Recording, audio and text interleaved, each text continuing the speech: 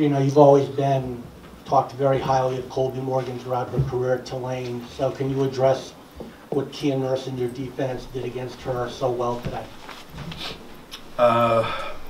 Yeah, I do like her as a player a lot. I think she has to do a lot for them. It's a little bit more difficult this year for her because she doesn't have as much help. But you know, we really did do a great job on her today. You know, we forced her to go in places where she's not comfortable to get her shots, and both Kia and Gabby, and for that matter, anybody that we switched off on her. I thought we had the game plan, and we followed it to a T. And as I said, it's a little bit easier this year because they don't have as many weapons as they've had in the past. But I thought we did a super job on that. It feels like we talk about Gabby's impact on the game every time, and she had an amazing performance today despite the sore hip. How would you describe her play today? Well, you know, we were talking about her on the bench. You know, when she graduates, we're going to certainly miss, you know, all the things that she does for us, and it is at both ends of the floor. Absolutely right. You know, when she's passing the ball the way she was passing it today, it just makes everybody on the team that much more dangerous. And her activity level was really, really high today, and I love watching Gabby play. I enjoy watching her because of how many different things she's capable of doing. You know, I want her to, to have a great last 2 months of the season, and I'm hopeful that she can just keep adding performances like this. Geno, we were just going over some of your numbers. The last 3 games you've shot a ridiculously high percentage in the third quarter. Right. How pleased are you about the way your team is coming out for second halves?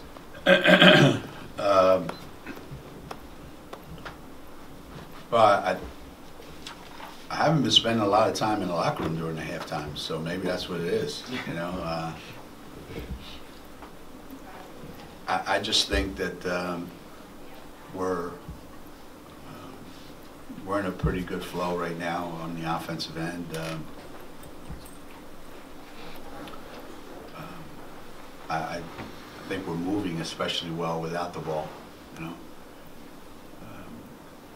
we have when Lou's 100%, whether she feels 100% or not, when she's doing what she's doing, and with Lou and Kia and Fisa making shots, it's really, really, really hard to, like, I don't believe it myself when I look at our team that we could be that good a shooting team, but we are. And we go through stretches, and they happen to be in the third quarter now. We go through stretches where we make everything. And it's not just, well, we get layups or, we get a lot of threes. It's a combination of things. And a lot of it's right off our defense. And we're not wasting a lot of time passing the ball, which is good. We're not passing up any open shots, which I think is a big key. How many did we get today? I mean, we still only got 54. That's not a lot, but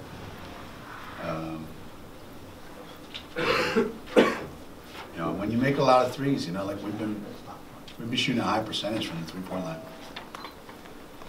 I just hope it keeps going. That's all. It's not anything I'm saying at halftime. Trust me. I was eating tomato pies my friends brought up from Philly. Geno, a lot of talk about the bench recently. I'm sorry. A lot of talk about Pat, go ahead. I'm sorry. Go ahead. Geno, with the news yesterday of an NCAA investigation of the men's program, how concerned are you for the brand of UConn? I mean, until somebody tells me, what it is and what exactly happened, I really don't have any comment or any thought on it because I have no idea what it is. So I'm like everybody else, probably hoping that that everything takes care of itself, that everything works out. The interesting thing is, you know, speaking what you said, Pat, the interesting thing is 10,000 people came to the game today, and I bet you not one of them cared too much about what was going on. So I think if we continue to put a good product on the floor, on the field, wherever, I think we'll be okay. I think people will respond more so to, you know, how we play than what's going on, and until actually we have something, you know, concrete to deal with. You know, a lot of talk about the bench recently. They got a lot of minutes today because of the game. What did you see today? Well, I thought Megan was great. Again, you know, she's putting together a lot of great practices, and she's putting together a lot of really good games. You know, we found out that Z's a lot better on the move than she is standing still, which is kind of hard to believe, you know, because you would think that she wouldn't.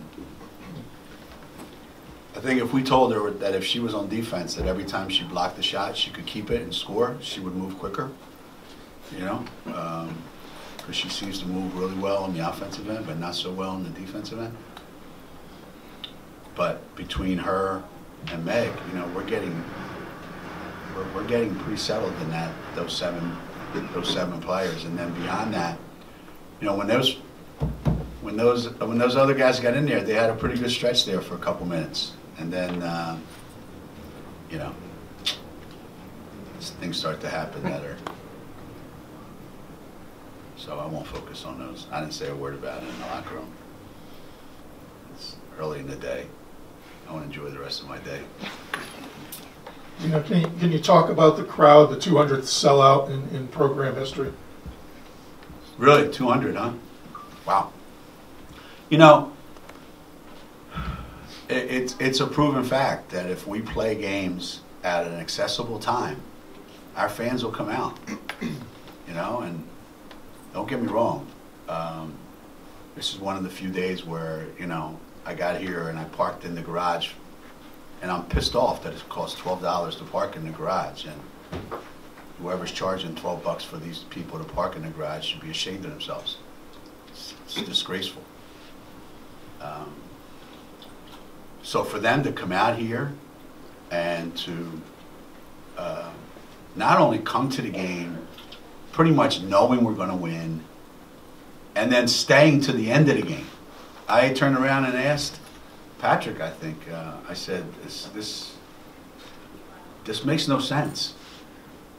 But our fans are unique from fans around the country. And, you know, we've all given them a hard time at one point or another about, you know, well, the seating's bad. Well, the seating's always been this way. Oh, the parking's bad. The parking's always been bad. The traffic is bad. The traffic's always been bad, you know? So I think you have to give them a reason to come. And if you do, they will. And playing games in the afternoon on weekends is the winning ticket.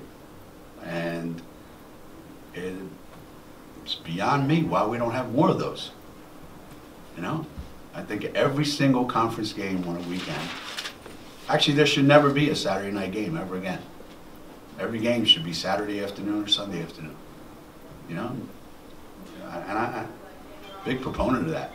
And we've got a bunch of games at the XL Center coming up, and I think we're going to have huge crowds for that as well. So I'm proud of our fans, and I'm happy for them that, you know, that our kids put on a great show today.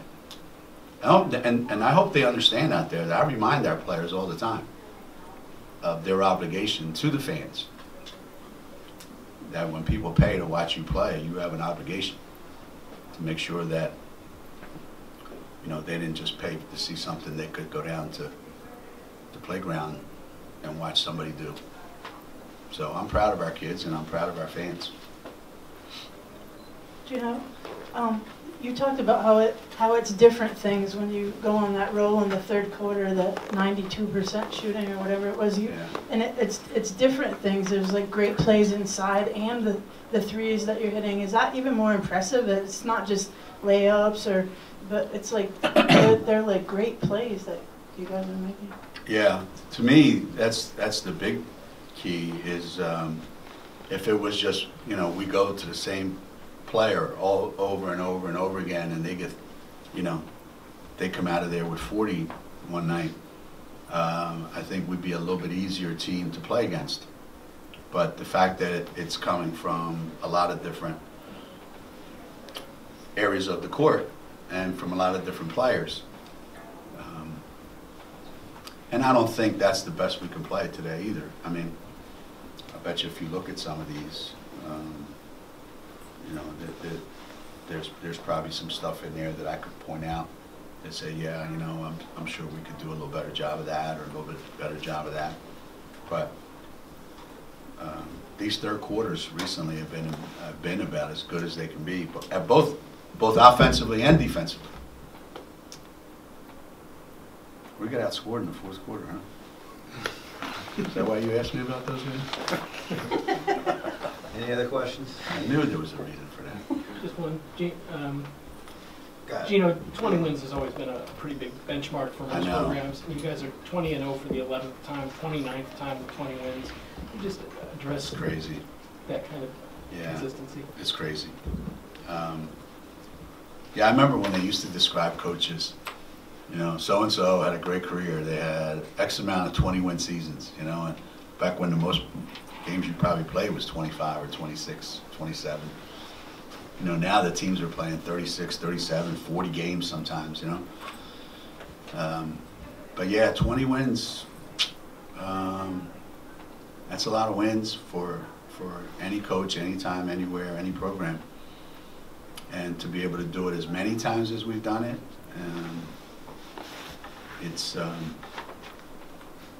again, it's part of our, I hope, it's part of our culture, that we've created here. Same as, playing here at home. We take great pride in playing here in this building. This building means a lot to us over the years. And, you're right. Sometimes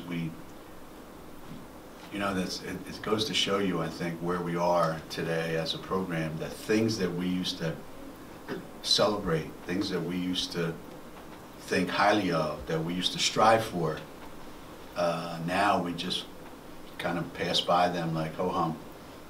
That's kind of how far we've gone.